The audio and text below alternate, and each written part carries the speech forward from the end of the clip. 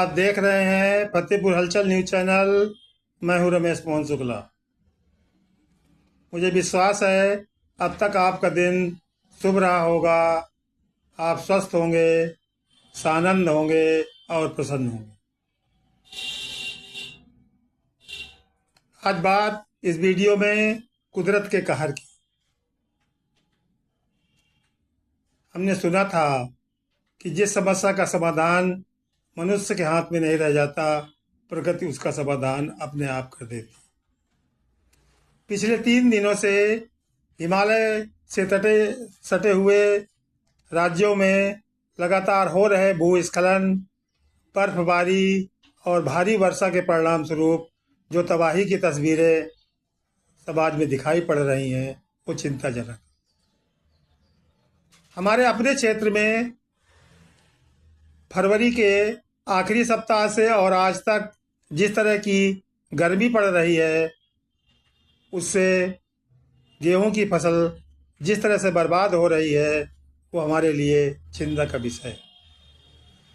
भारी बर्फबारी से उत्तराखंड में जो सैकड़ों मजदूर फंसे हुए हैं और उनके निकालने के लिए केंद्र से लेकर उत्तराखंड तक की सरकार रात दिन एक किए हुए है, ये भी हमारे लिए चिंता का विषय है।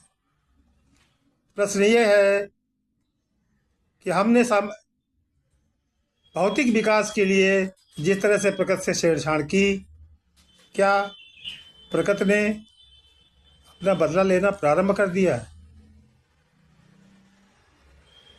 अभी होली जली नहीं। हम लोग इस बात के साक्षी हैं कि होली जलने के बाद तक किस तरह से सर्दी जो है यहाँ पड़ती रहती थी और उसी का परिणाम था कि गेहूं की फसल भरपूर होती थी। अब तो मौसम वैज्ञानिकों ने, कृषि वैज्ञानिकों ने भी ये घोषणा कर दी है कि इस वर्ष गर्मी बेतहाशा पड़ने वाली है और गेहूं के दाने भी सूखे हुए होंगे। लेकिन वारे मानव, सभ्यता की अंधी दौड़ में उसने जिस तरह से पर्यावरण को प्रदूषित किया, प्रकृति के साथ छेड़छाड़ की, तो क्या अब हम माने कि कुदरत ने अपना कहर प्रारंभ कर दिया?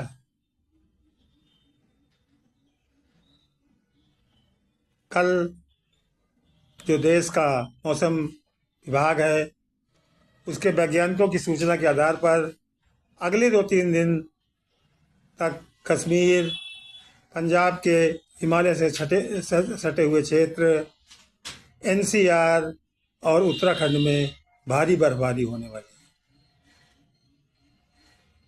है और एनसीआर में भी बरसात के लक्षण हैं। क्या हम माने कि सर्दी एक बार फिर से आएगी? लेकिन जो आज हालात हैं, फतेहपुर में बैठकर जैसा हम महसूस कर रहे हैं और गर्मी की जो स्थिति है, वो तो कहीं से भी ये नहीं लगता कि गर्मी इस बार कोई छूट देने वाली है। आज ही खबर आई है कि वन विभाग ने मानसून के सत्र में जो पौधरोपण का एक रिकॉर्ड लक्ष्य हासिल किया गया था उत्तर प्रदेश में, उसके 97% वृक्ष धरातल पर ही सूख गए हैं। हर वर्ष वृक्षारोपण अंधाधुंध कराया जाता है, उसमें विभागीय अधिकारियों की मनमानी कमाई भी होती है, लेकिन उसके बाद उन वृक्षों को बचाने के लिए कोई कार्य योजना आज तक न सरकार बना पाई और न उसको धरातल पर उतार पाई और न रोपे गए वृक्षों में से 5% वृक्ष भी बचा पाई, जिसका परिणाम हमारे आपके सामने। जिस तरह से हमारे पूर्वजों ने कभी ये नहीं सोचा होगा कि आने वाली पीढ़ियां 20 रुपए लीटर का पानी खरीद कर पिएंगी, उसी तरह हम भी नहीं सोच पा रहे हैं कि यदि हमने पर्यावरण को संरक्षण नहीं दिया तो हमारी आने वाली पीढ़ियों को सैकड़ों रुपए मिलीग्राम के हिसाब से ऑक्सीजन अपने नाक में लगाकर चलनी पड़ेगी। काश मानव सचेत हो जाता, सरकारें इस ओर ध्यान देती। भौतिक विकास तो केवल ईंट, गारा, सीमेंट, कंक्रीट से किया जाता है, लेकिन नैतिक विकास करने में पीढ़ियां निकल जाती हैं। और आज़ादी के इन 78 सालों में भले ही देश का बहुत भौतिक विकास हुआ हो, लेकिन नैतिक पतन इतना ज़बरदस्त हुआ है जो विकास से ज़्यादा है।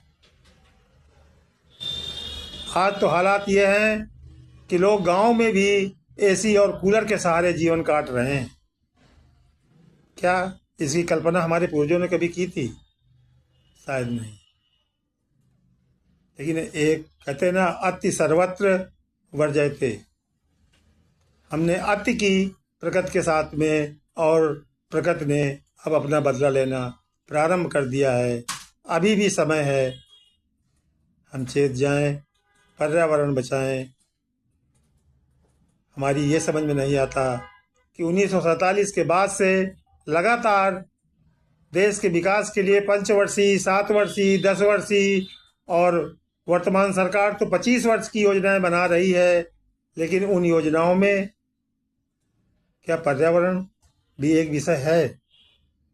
यदि होता तो अब तक ये कानून आ गया होता कि प्रत्येक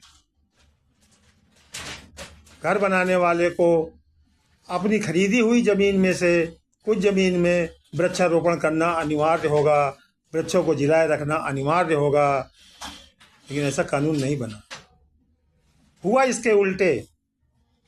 जो सामाजिक वानिकी क्षेत्र में पेड़ लगे हुए थे, वो रोड बनाने के नाम पर, कभी नहर बनाने के नाम पर अंधाधुंध उनकी कटाई हुई। निजी क्षेत्रों में जो पेड़ लगे हुए हैं, उनकी भी अंधाधुंध कटाई हो रही है। कहने को तो बहुत कानून बने हुए हैं, लेकिन जंगल विभाग का भ्रष्टाचार शायद जंगल भी नहीं देख पाता। मैंने कई वीडियो में कहा, इसी फतेहपुर जनपद में खजुआ ब्लॉक में, असोथर ब्लॉक में अंधाधुंध हरे पेड़ों की कटाई चल रही है। ठेकेदार, स्थानीय पुलिस और वन विभाग के अधिकारियों को पैसा दे करके, सांठ-गांठ करके खुलेआम पेड़ों की कटाई करवा रहे हैं, लेकिन उनको देखने वाला कोई नहीं है, उन पर रोक लगाने वाला कोई नहीं है। ये चेतावनी है प्रकृति की कि यदि अब भी नहीं चेते तो आने वाला समय तुम्हारी पीढ़ियों का बहुत खराब होने वाला है। जय हिंद, जय भारत। आप देख रहे हैं फतेहपुर हलचल न्यूज़ चैनल। मैं हूँ रमेश।